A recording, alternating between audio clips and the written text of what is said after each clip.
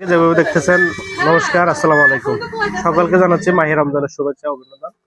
আশা করি সকলে ভালো আছেন, আমিও ভালো আছি। তো রমজান মাসে মূল একটি সমস্যা হচ্ছে অ্যাসিডিটির সমস্যা। তো আপনারা হয়তো আসে জিজ্ঞাসা করেন যে কোন ওষুধটা রমজান মাসে সবচেয়ে বেটার বা খাওয়া উপযোগী। আবার অনেকে বলেন যে ভাই খালি পেটে তো খাওয়ার মনে থাকে না, ভরা পেটে কোনগুলো খেতে পারবো। সেক্ষেত্রে হচ্ছে যে রেবিপ্রাজল গ্রুপের ওষুধ আপনারা খেতে পারেন। দেখুন, এটা হচ্ছে এসিফিক্স বেক্সিমকো ফার্মাসিউটিক্যালের একটি ওষুধ। তো রেবিপ্রাজল গ্রুপের ওষুধ, এই রেবিপ্রাজল নিতে পারেন।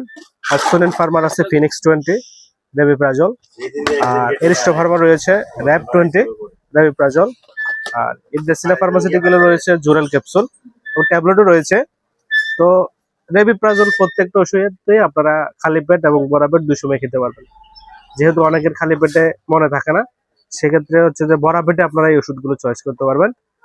সমস্ত প্রকার অ্যাসিডিটির জন্য এই ওষুধগুলো আপনারা চয়েস করতে পারেন।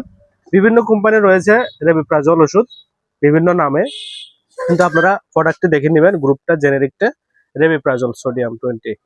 তো আপনারা অনেক কোম্পানির রয়েছেন, তো আমি আপনাদেরকে দেখাচ্ছি 4টা কোম্পানির ওষুধ।